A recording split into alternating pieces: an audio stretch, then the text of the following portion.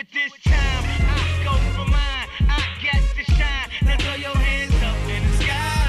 I go for mine. I get to shine. Now throw your hands up in the sky.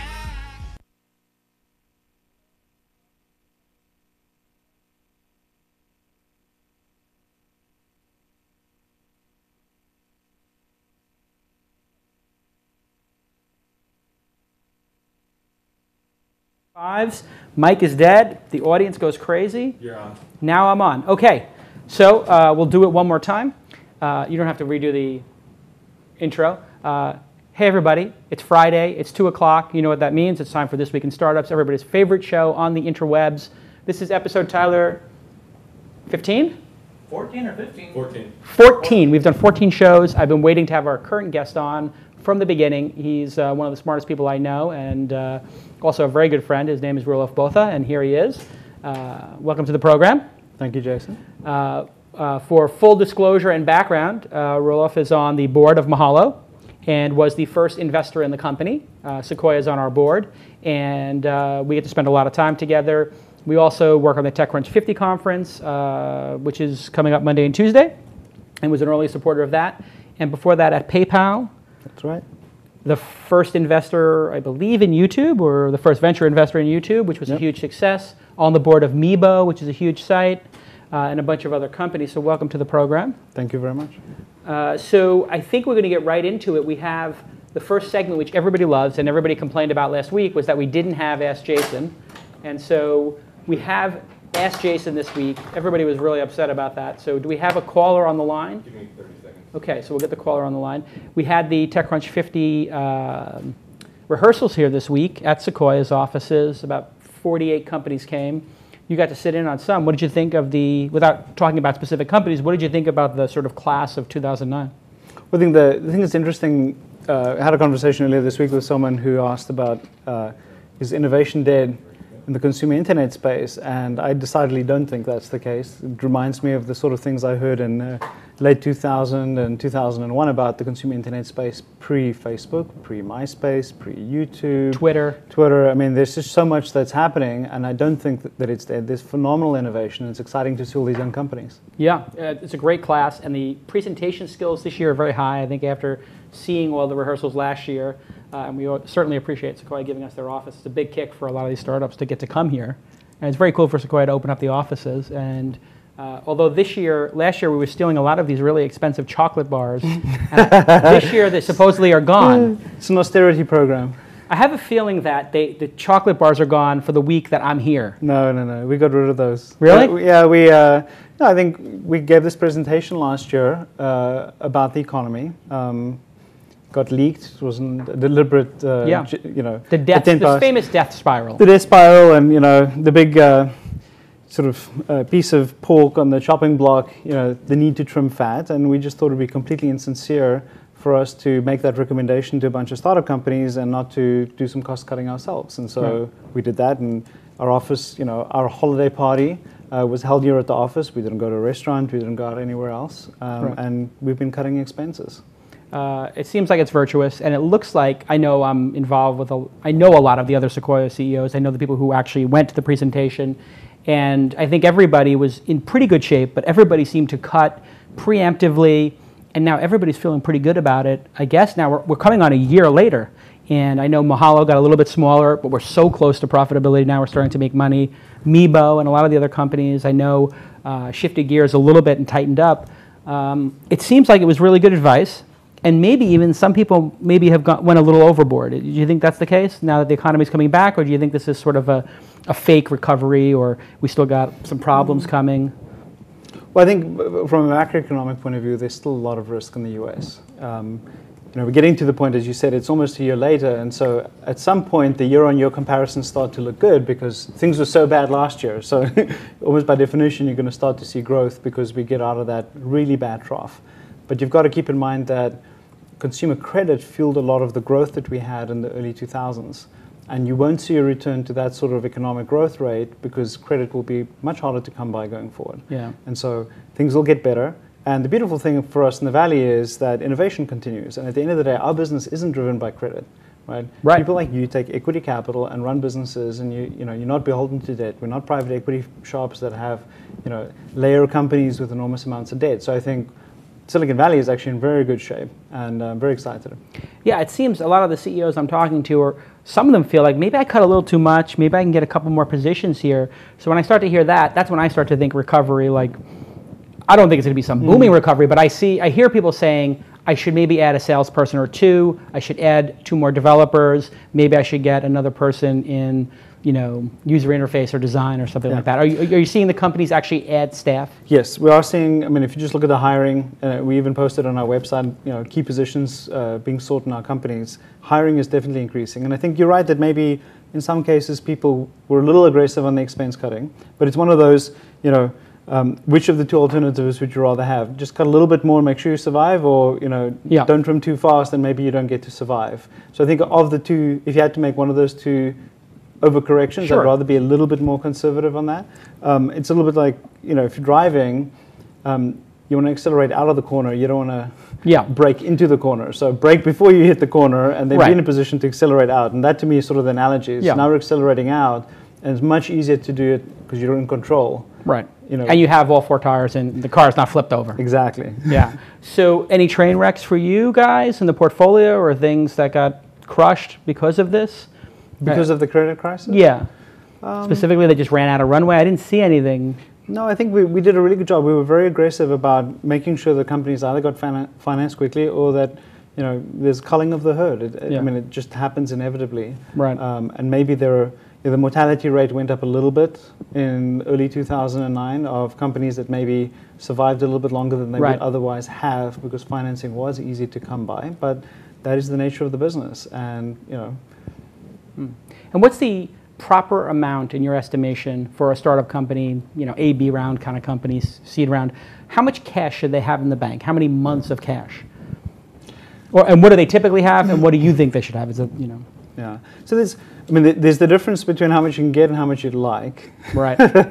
So clearly, if I were the person running a company, if I can get 3 or more years of runway, it's clearly better than having 1 year of runway. Right. But there's always a dynamic tension. And for me, the key comes down to how much dilution you're willing to suffer. Right.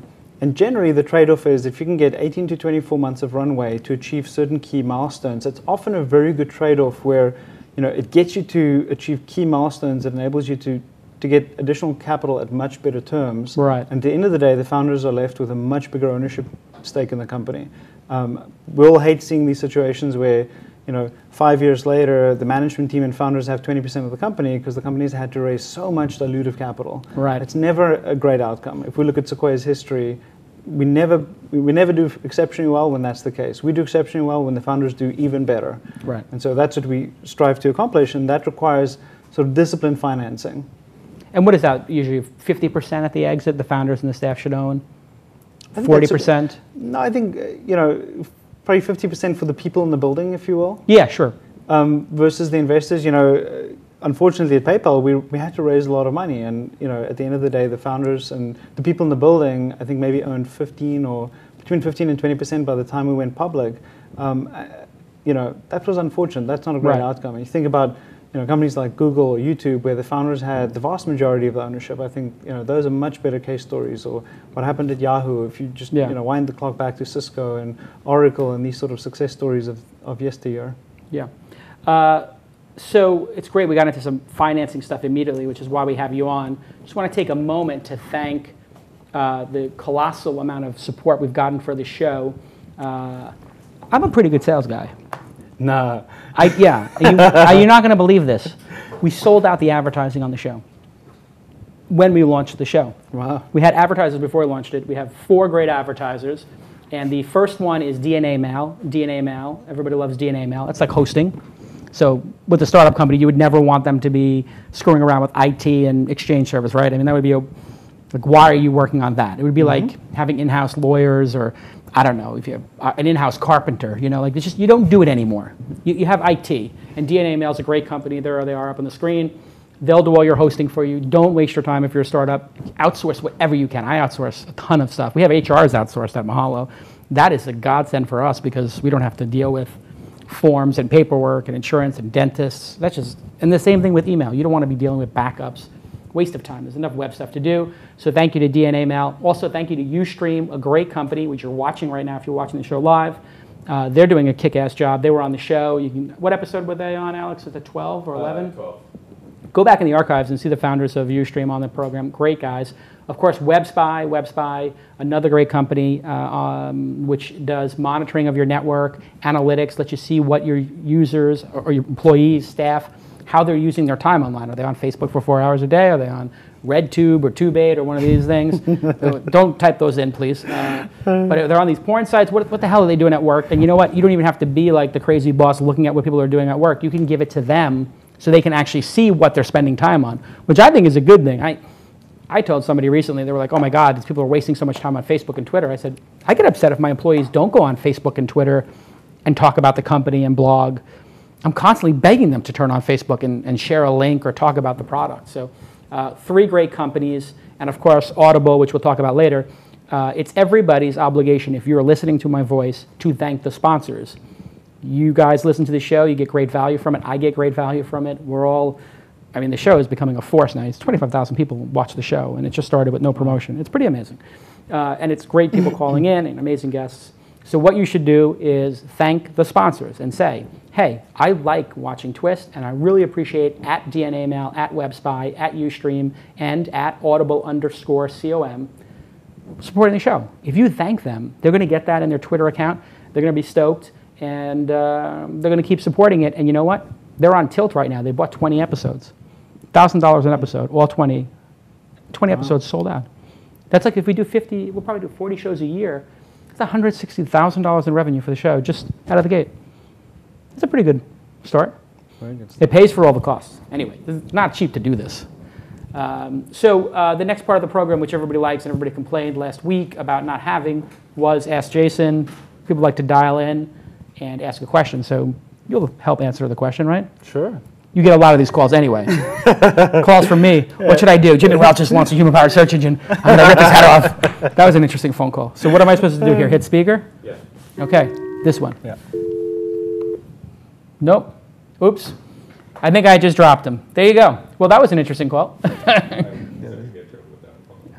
Let's see. That should be the answer button. Okay. Answer.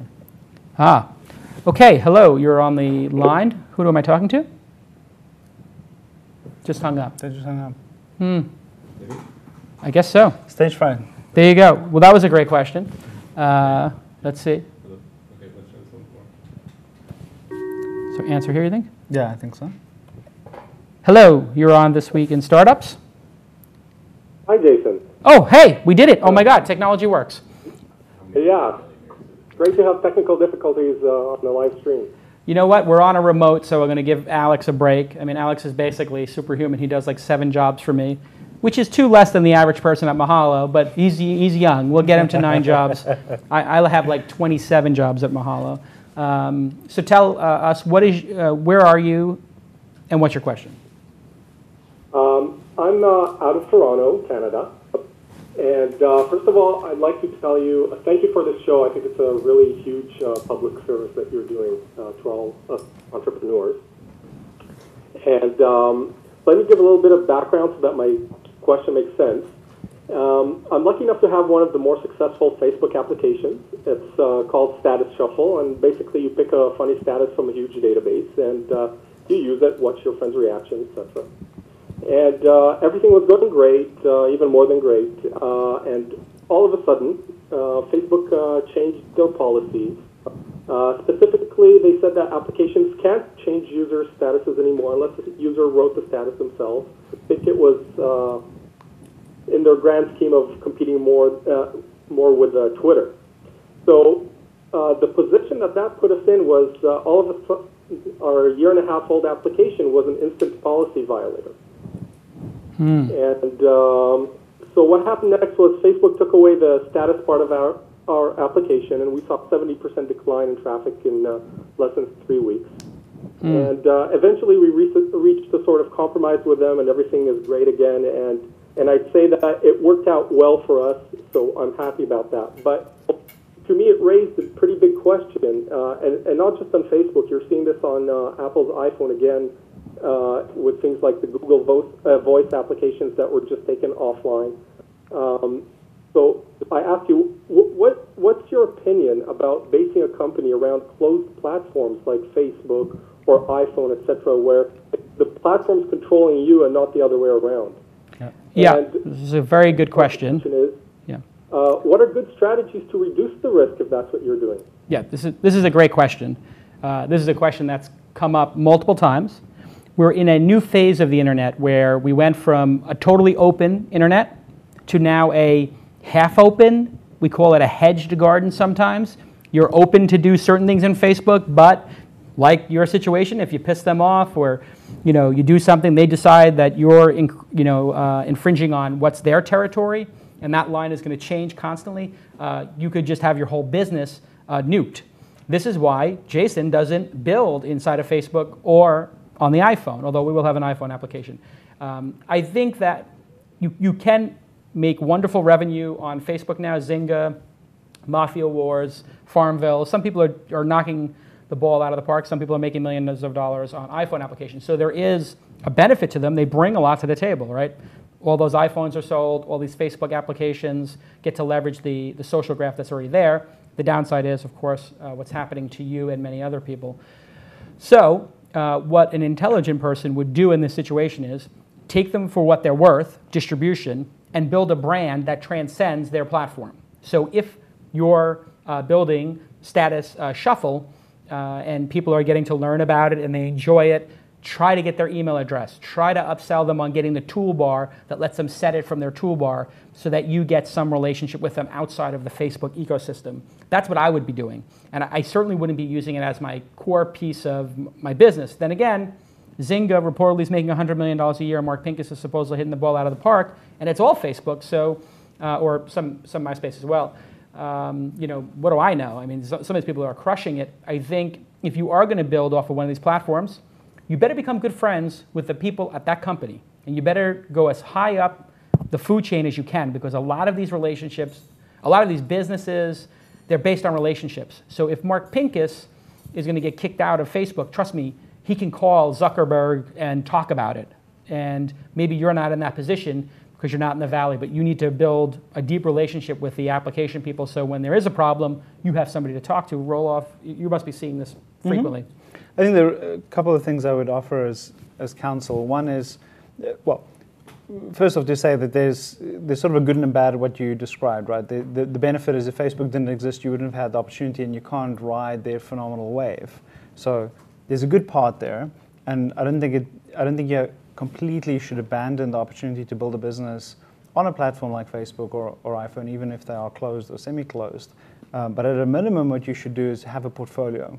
So one of the things that Mark did at Zynga, or even Slide did, and RockU, one of Sequoia's investments, did, was to have a portfolio of applications, because they too ran into some of these issues that some of the initial very popular apps around Top Friends or sort of twists on poking, Food Fight and things like that would have viral loops, but they would quickly be shut down by Facebook. And so if you could use the base that you have from this first application, try to build a few more, so at least you have a portfolio.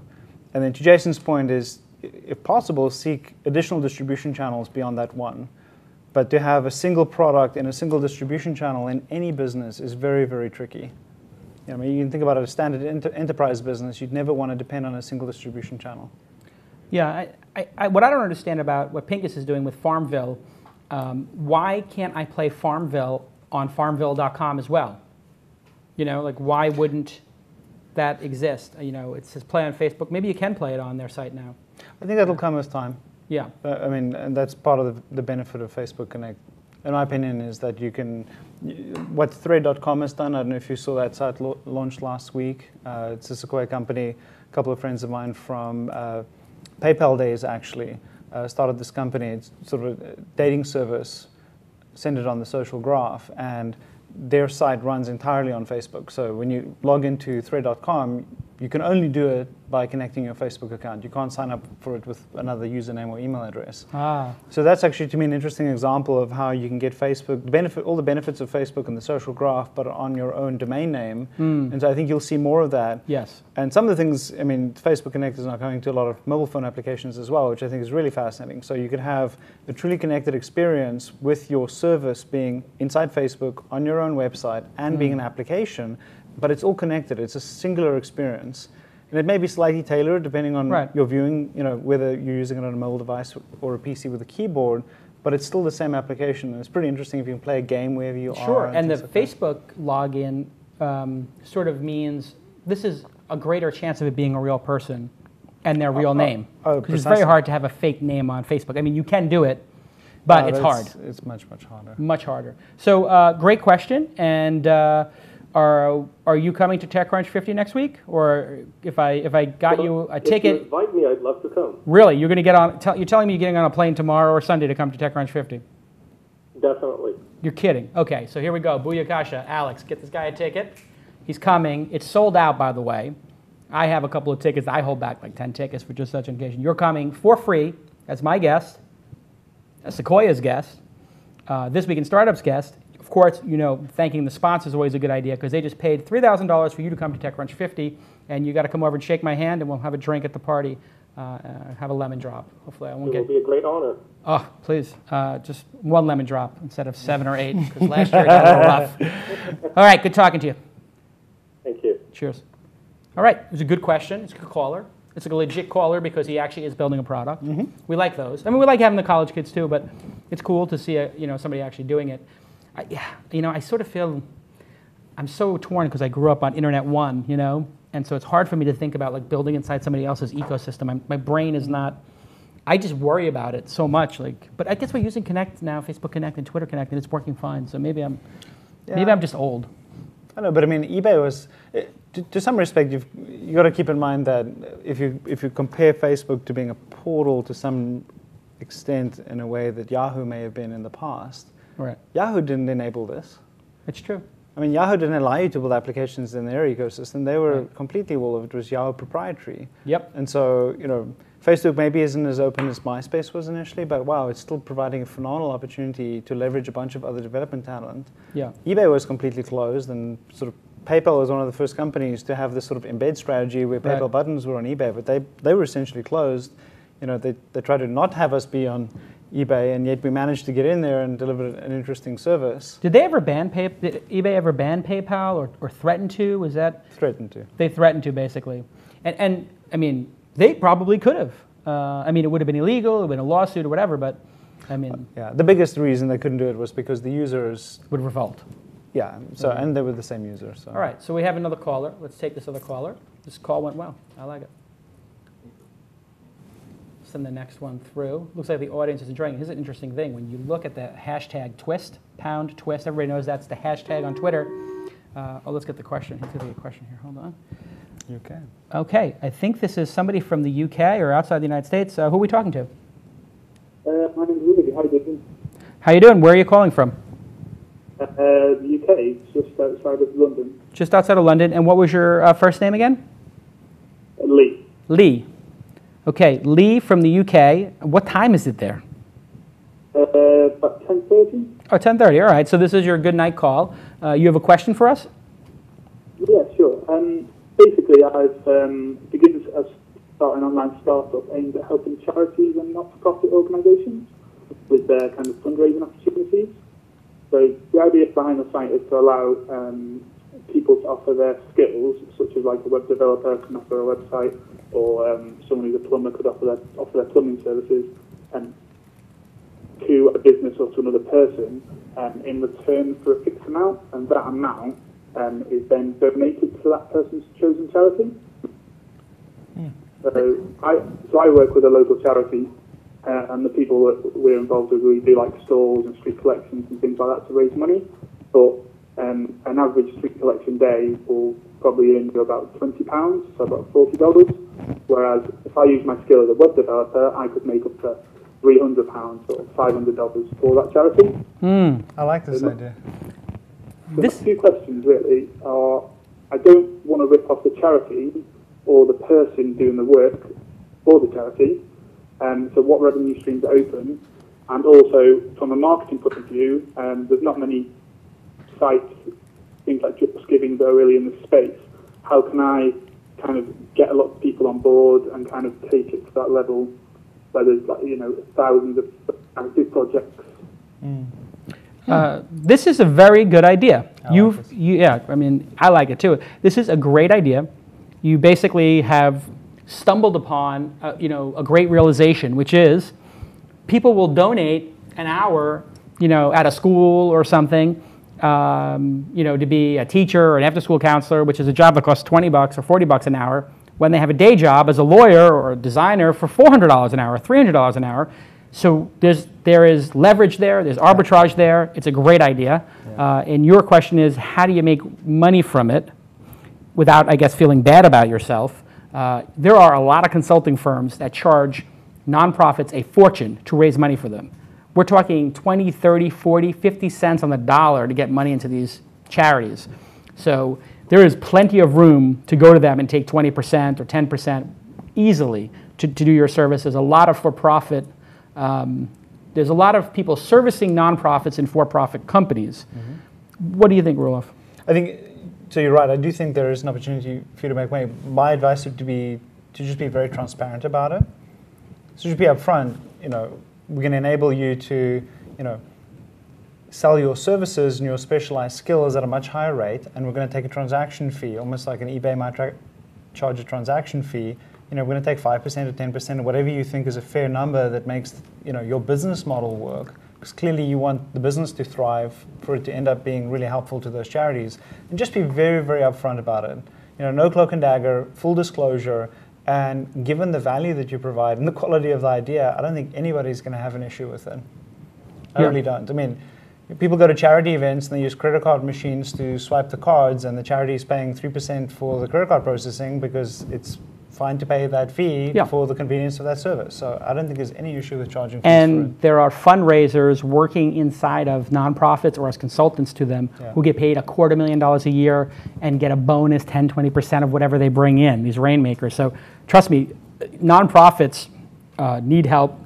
In fact, there was a company at last year's TechCrunch 50 called causecast.org, which actually is my brother-in-law. My wife is married to his wife.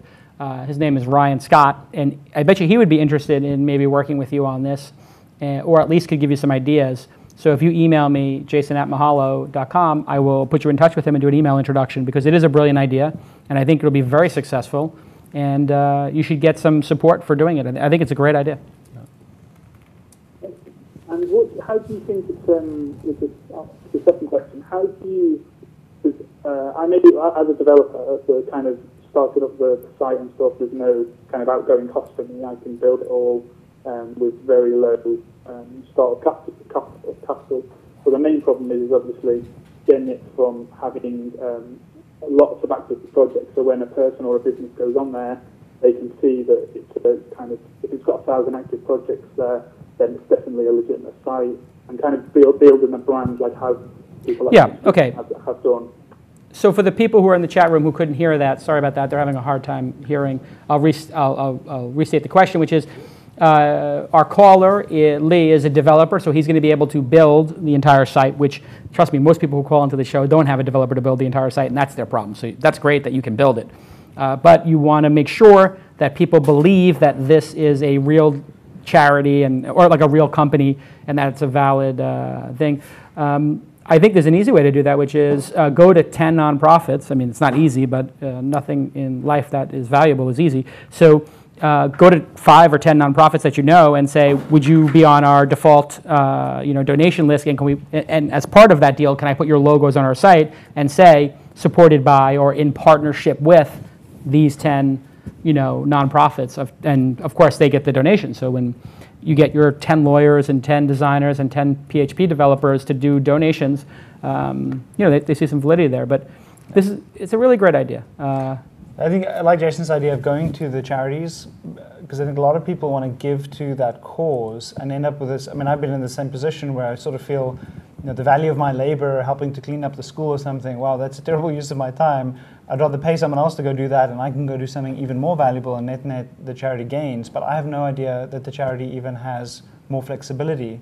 So instead of trying to target the donors, go to the charities, get them to market the fact that you're an available option for them, and help them drive the distribution and awareness. And then the other thing I would do is, through all the messaging mechanisms available to you through Twitter and through Facebook and things like that, enable the people who provide these services to broadcast, because a lot of people are very proud of what their affiliations with their charities, and they want to be able to talk about it and build more awareness for the causes they care about. And so, if there's a way for me to, send a broadcast to my friends that I just spent 2 hours helping some great cause, that can just help you with awareness and distribution. Okay, that was a great call. You're in London, so I don't think you're going to make it here for TechCrunch 50, are you? No, not quite. Okay, well then maybe another time we'll see you, or I'll catch up with you when I'm in London, which is usually once a year. So take care. Thanks for calling the show. And how many shows have you listened to? I started listening around show 3 and kind of caught up, and I've been listening ever since. Great, awesome. What's your favorite part of the program?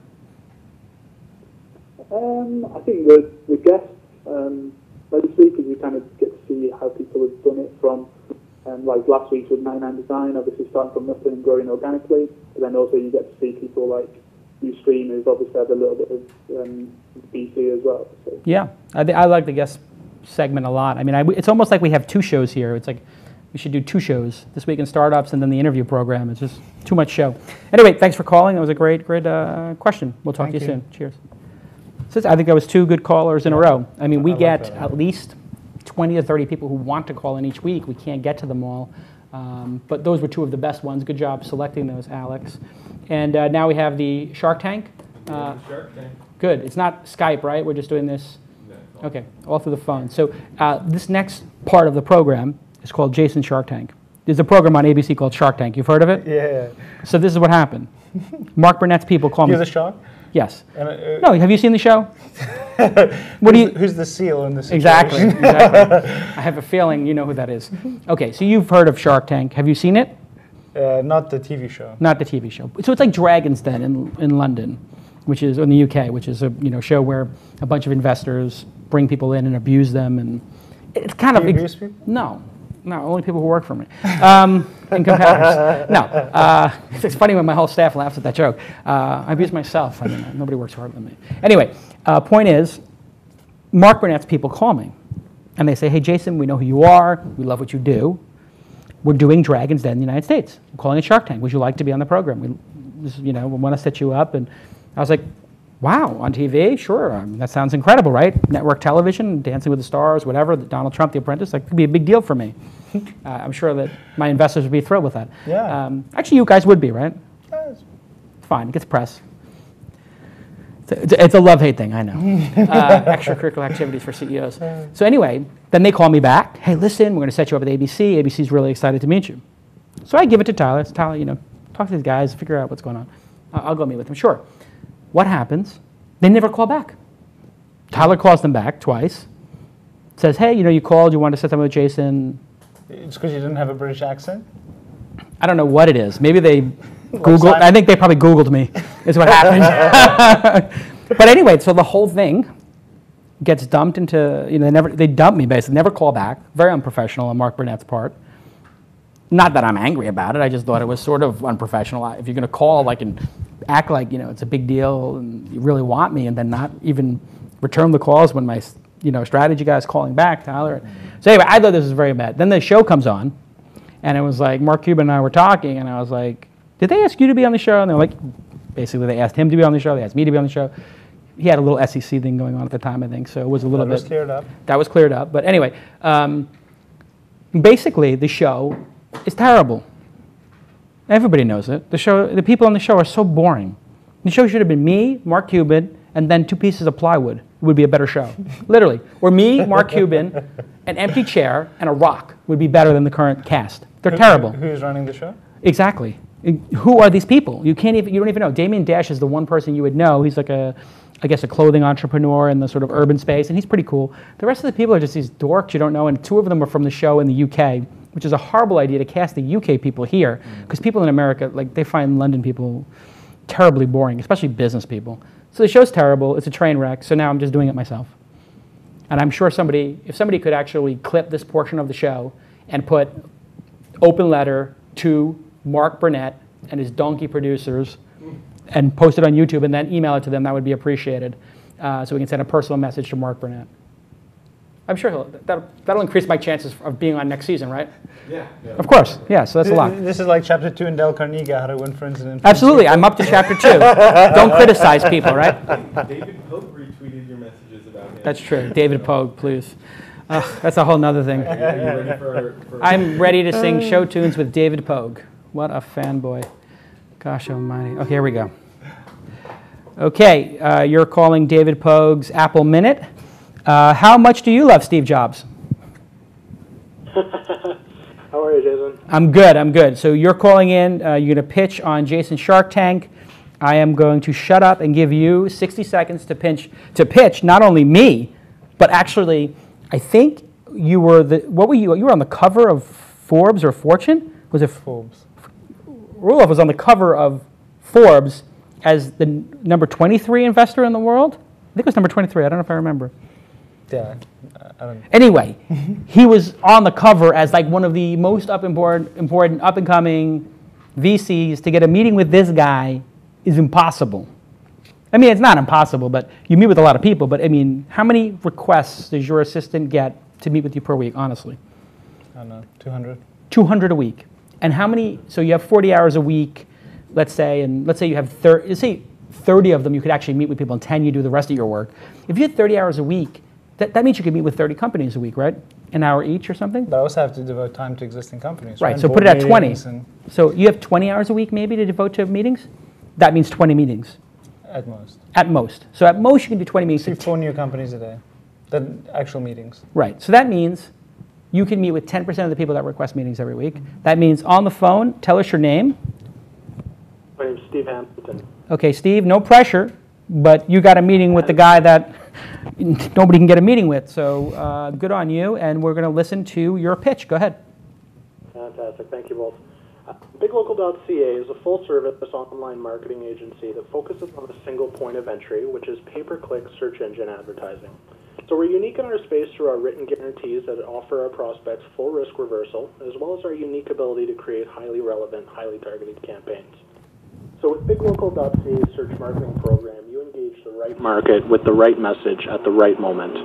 Now, there are 2 major challenges being faced by our market, which we address exclusively. First segment are businesses who have used or are using search engine marketing with little to no success, and in most cases have taken substantial losses. Most businesses that engage in search marketing are still of the old media mindset, which is to select a market and shout the same message over and over. To give a quick broader analogy of what I'm talking about, imagine this scenario. And by the way, as much as 90% of the search advertising that goes on today works like this. So imagine walking into Walmart, which we'll call our search engine, and going up to a blue smocked representative, which we'll call the advertiser, and asking them where to find running shoes, which is the search query. Now imagine having that customer service rep look at you unenthusiastically and answer, Walmart official store, buy now for less, shop now. You can ask for running shoes, dress shoes, or even pictures of shoes, and in every case you'll be told, Walmart official store, buy more for less, shop now.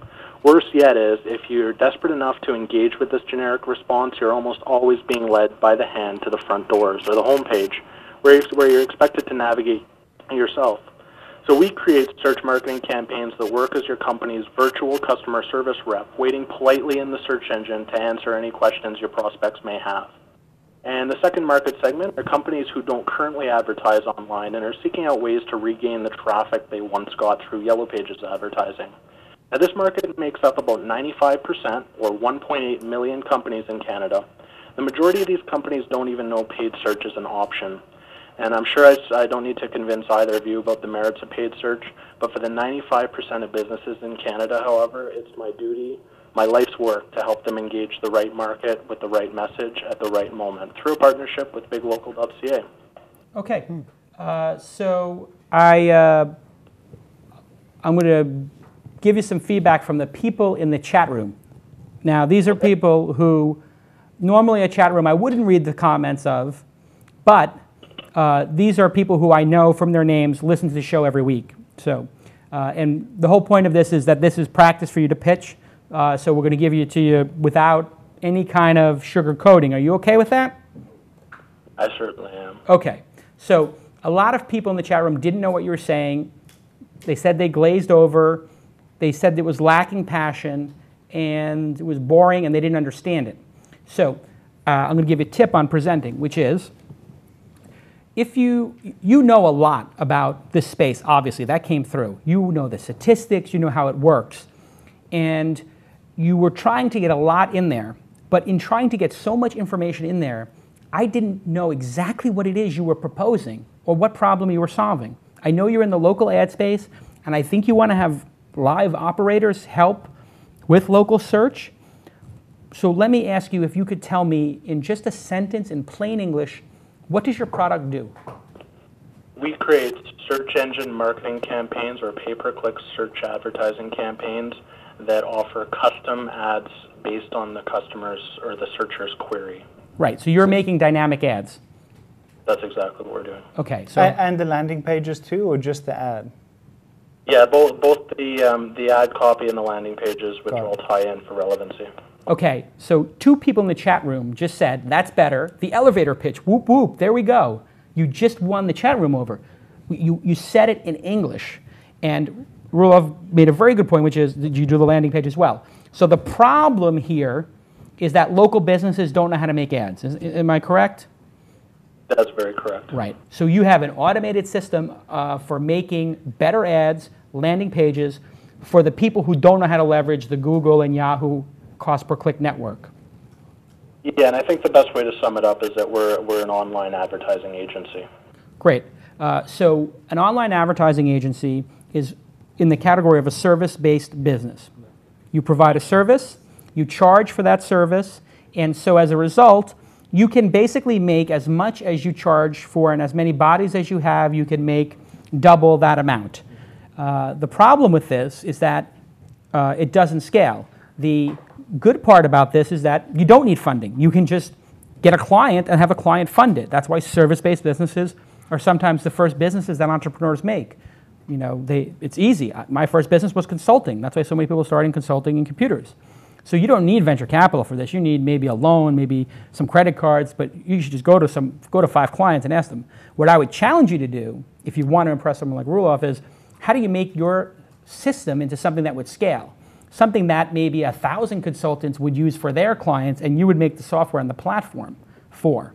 So, Roelof, what do you think of the idea, and what do you think of the advice? I just sort of, the way I encapsulated it. I like the idea. One of the small point of feedback that I usually give people in giving presentations in tech startups is, first off, just one declarative sentence, what the company is, and you gave us that at the end. Tell us what the problem is, very succinctly. You know, who's your customer and why do they have a problem? My customer is a local business and he's struggling to get traffic because he's not online and he doesn't get search traffic. Very clear definition of the problem. And then give me the solution, which is I go and help him by giving him, you know, the pay-per-click campaign and the customized landing pages. So that to me is a very good, very simple recipe for pitching your business. On the idea, I agree with Jason that your choice is run it as a standalone services business where you own the entire thing and you run it for cash and it's yours. If you want to get financing and build something much larger, you've got to figure out a couple of hooks. Either the technology has to scale, or you've got to figure out something around distribution, which has been very, very hard with services-based businesses attacking local, just because there's such fragmentation, right? That's why it's taken Yelp time to get a significant revenue line, even though they've got a ton of traffic, because it's just fragmented. Yeah, so good job.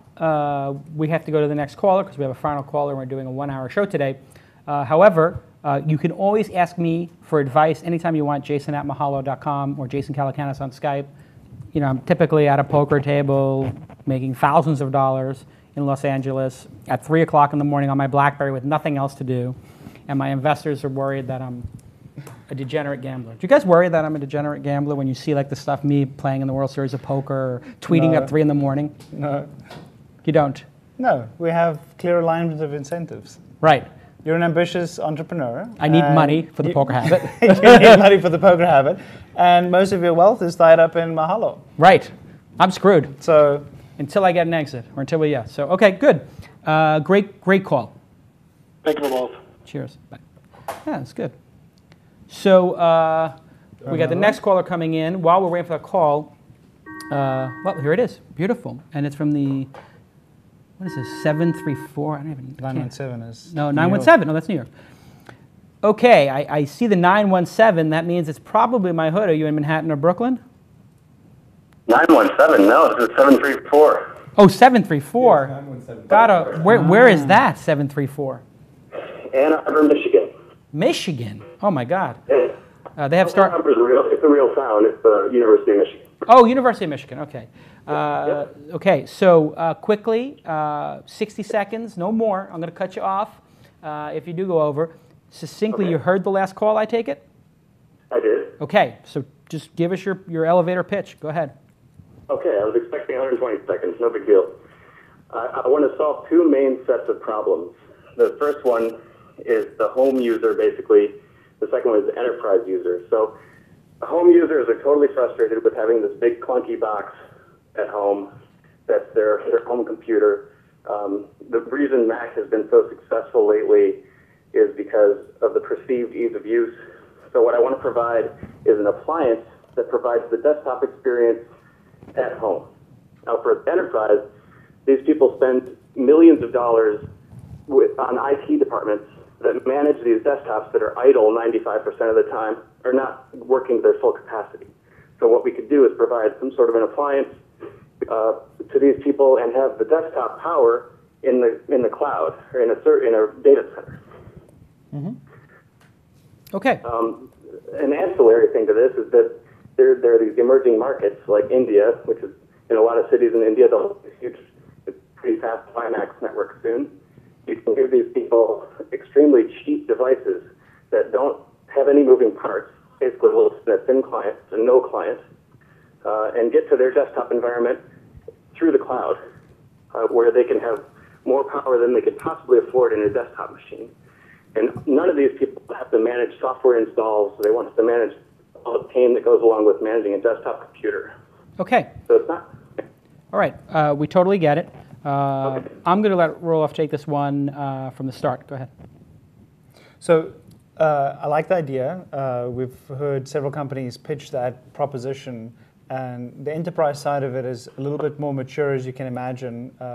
Several companies have been offering essentially blade servers with thin clients. So Citrix obviously is one of those. There are a couple of startup companies. There's one in Texas, I believe, that's doing very well, providing this service. It's called VDI, Virtual Desktop Infrastructure. Sure. Well, can I jump in? Sure. The difference between this and the standard VDI is that this is over the WAN rather than over the LAN. So I'm familiar with the VDI over the LAN. Yeah. But the idea here is to provide VDI over the WAN. Yeah. So I've heard a couple of companies pitch that as well, and especially given the momentum behind public cloud infrastructure is led by what AWS has demonstrated to the world. There's a lot of enthusiasm for this. There are some concerns with the sort of latency that you may deal with over the WAN for some applications that are latency sensitive, although I think, as long as the data centers are within, a couple of hundred or maybe even 1,000 miles, I don't think that's going to be a huge problem. The problem ends up being more of a licensing problem, to be candid, that to deliver VDI, there are a lot of other mouths that need to be fed in the value chain. And so the licensing, Microsoft hasn't completely clarified its licensing arrangements for virtual desktop instances, and it's unclear how they charge on a virtual machine basis or a CPU basis, and what happens, as you point out, the machines are idle a lot of the time. And at least the economics that I've seen so far suggest that it might be a very low margin business on the enterprise side because of the licensing rules. For the same reason that the hosted exchange business has been a very good and fast growth business, but not a very high margin business. And there's sort of an interesting anecdote from there's this fantastic growth in netbooks, sort of very thin computers. And at the outset, people were thinking that these were going to displace Microsoft, and this was a fabulous boon to Linux-based operating systems for the individual machine. And initially, I think more than half of the netbook shipments were Linux-based operating systems. And over time, what happened was that has become 95% Microsoft OS. And while I agree with you, and we've been investing in this trend that things are going towards cloud-based applications. I mean, Google is behind this. Microsoft's catching up to it. Salesforce is behind that. A lot of our companies are exactly on that trend. We're not there yet. And it turns out that the average consumer is still using, beyond the browser, at least one or two other applications. And those one or two applications for me are different than they are for Jason and different than they are from you. And that heterogeneity has made it very hard to displace Microsoft as the default OS for netbooks. So that to me is a very interesting learning as well. So I get the value proposition, but I think there's some tricky giants and elephants that you have to negotiate with in this particular ecosystem, which make it challenging to build a standalone company, even if the technology is fabulous. And we've seen companies with fabulous technologists. It's just sort of the market dynamics make it tough. And I think you did a good job pitching it in 60 seconds. You did a great job sort of thinking on your feet and cutting your presentation in half. That was good. And I wonder if there is, some way to do this vision in a vertical. So I had a friend who had a company called Union Square Technology Partners, and they did virtualized desktops for law firms. Law firms have a lot of money. They've got very complicated desktop setups, and they charged, $75 per desktop per month, and the law firms ate it up, and he wound up selling the company. And so, I think in a vertical where you solve the what applications are being used issue, and you have somebody who really has a high cost of IT, like a law department, a law group, or, you might be able to find a win there. Yeah. But maybe there's some way you can enable this, technology. I mean, this is one of those things where I would be very concerned about jumping into a herd of elephants, and you're this little raptor. You're just going to get smashed or bumped around. I always get nervous about jumping in front of the Google train or in front of the Microsoft train. You want to sort of ride alongside them, jump on the side of the train and not in front of it. So be careful. Yeah, that makes a lot of sense. And I take all your points very well. I think there was an excellent interchange. Okay. You interested? What are you doing next week? Are you going to try to come out here for TechCrunch 50 if I give you a ticket? So too. I have a 4-month-old. I think I probably have to stay here. All right. Mazel tov on the 4-year-old. I'm having my kid in December. So congratulations. Thank you. And if you ever need any help, you ever have a question, you can call your Uncle Jason, jason@mahalo.com. Okay? Right on. Thanks a lot, guys. I'll talk to you. Cheers. Bye. Ciao. It's good, right? Good questions. Very good questions. Yeah. I mean, Alex does a good job because we have, like I said, like maybe 20, 30 people a week want to do Shark Tank. Maybe 30, 40, 50 people now a week want to ask a question. It's a lot of incoming stuff. So I hired Alex. Alex doesn't work for Mahalo, by the way. That's not on Mahalo's nickel. He works for Calacanis Conferences, separate company. Do you have another company? Yeah, I'm starting another company. Calacanis Conferences is all the conference stuff. So at TechCrunch 50, separate people. I try to always be. So let me ask you, since we're here, we both work together. Best part about working for me, worst part about working with me. You can work with a lot of different entrepreneurs. I know there's a lot of them. Going through it, I always like to hear, some honest feedback. What do you think, as an entrepreneur, I could be doing better? What do you think I do well, and I should just what other things do I need to focus on? It's good for the audience also to hear limitations or what the challenges are. So the one word I've used to describe you to my partners is effervescent. Effervescent, I like it. And, probably taken a little bit out of context. Yeah. But for me, it's illustrative of your tireless enthusiasm, the energy that you have. You don't, and you seem to burn the candle from both ends. Your personal life, and you play the poker tournaments and things like that. But this is your life, right? And I love being in business with someone I feel I need reins. Right. I don't need to push you. So that's the thing that's fabulous about working with you. It's creative. You're pushing the envelope the whole time. Never say die attitude. Those things are fantastic. The thing I worry about is just focus. Yeah, sure. You're eclectic. You have a lot of different interests, and a lot of passions, and often I found I struggle to do many things well. Right. It's hard enough to just do one thing well for me, and if I do more than one, I definitely don't do them well. Right. So to build a great company, I think make sure you put as much wood as you can behind the main arrow. Right. That'd be my... I agree. I've started to actually come to it myself. You know, as I've watched all the companies that are succeeding, they seem to have the, you know, like the one thing they do really well. And I feel like Mahalo is sort of just coming to that, like what we do really well. And it seems like we're really good at getting an answer for people. Good.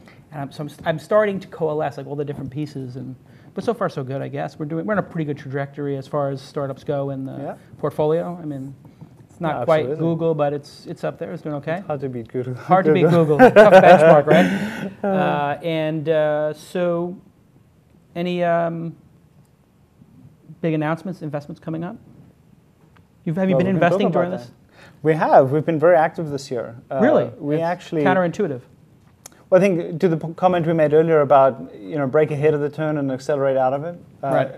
In retrospect, we actually pulled back some of the investment pace before we even made that presentation in October because valuations were a little rich, and we were just worried about the economy. And even, I mean, to be candid, in late 2007, we actually had a discussion about a lot of our companies that needed to raise money in late 2008, fronting that and raising money in early 2008 because we were worried about what the environment was going to be like.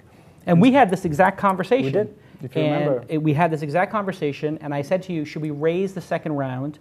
It's only 3 or 4 months after the first round or whatever it was, and I was like, I can raise this money right now. Should I do it? And you said, absolutely. Absolutely, and if we hadn't done that, it would be a whole different story at Mahalo. We would have been chasing our tails a little bit there for a while, like many startups are now. Yeah, I mean, if you can raise money, you should, right? It's sort of always the paradox. It was always odd to me, even at PayPal, when things were going well and we needed money, it was impossible to get money. And then when we were trying to go public, we didn't need the money, and then, everybody wants to throw it at you. Exactly. It's sort of this terrible paradox. And so always make sure you have enough runway and get it in the tank. But anyway, to get back to your other question, our investment pace was actually slower in 2008 pre that announcement, but we've been very aggressive since then. So our investment pace this year, I think, is probably a higher rate of investments than it was in 2007. And the history of Sequoia, keep in mind, we've been in business for 35 years. Right? We've seen many, not me personally, but we've seen many different economic cycles before.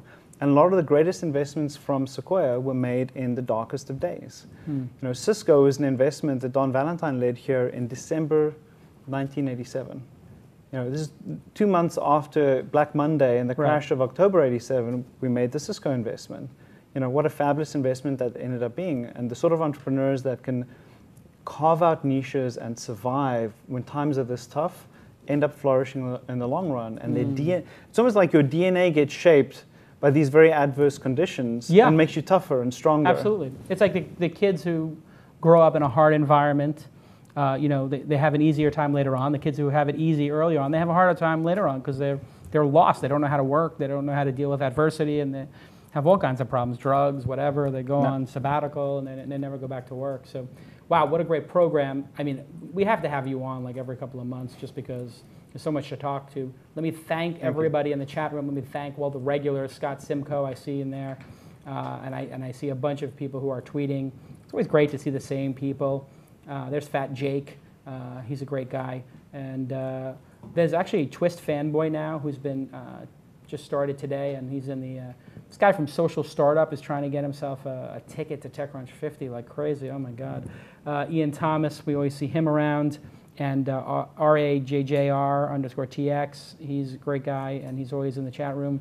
A lot of loyal fans. We always have the same 200 people watching live, and then, gosh, all these people who call in after. So. Thanks, everybody, for tuning into the show. Thanks, of course, to the sponsors, DNA Mail, WebSpy, Ustream, and Audible. Now, for the Audible deal, we used up all 50 of those slots? I think we have literally one left. Really?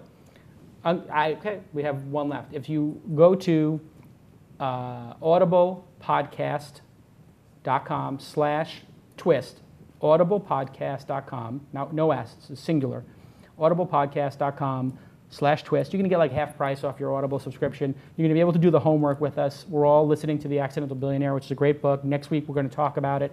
And we'll do the contest for whoever did the write-up. We'll pick that this weekend. Tyler. Yeah, so the contest is now closed. Contest is closed we got about 30 people. Yep. 30 people reviewed the show 2 weeks ago. We'll pick the winner this weekend. Tyler will put it out. Alex will put it out. We'll put it on the site. Somebody will win the $500 gift card to get the iPhone. Really, thanks to the sponsors. I mean, it's just tremendous that the support is great. Support from you guys is great. we've booked the show now for like 3 months in advance or something with guests. It's an amazing. Can we put all the guests on the website so people can see? They're all pretty much up there. For the next like 8 weeks, we have all the. We should put it up there because people then can get an idea. They can research the people who are going to be on the show. But great people are going to be on the show. Go to TechCrunch50.com starting Monday morning. We're going to be live streaming. Again, the Ustream guys coming to the rescue, and they're going to do the live stream from the event. You'll see Roelof do a judging for the 3rd year in a row. Mm-hmm. Always good companies. Yeah. Yeah, it's exciting. Some great companies coming out of TC. Yammer and Mint, the 2 previous winners. Sure. Big. Gone on. PowerSet. Yeah, they've been $100 million exit. How the hell did they pull that off? I don't know. Ask your buddy Fritz. God, that was a gift from Microsoft. Jeez, where's my Microsoft gift? Okay, so thanks everybody. We'll see you on the next This Week in Startups. Have a great weekend. With this time,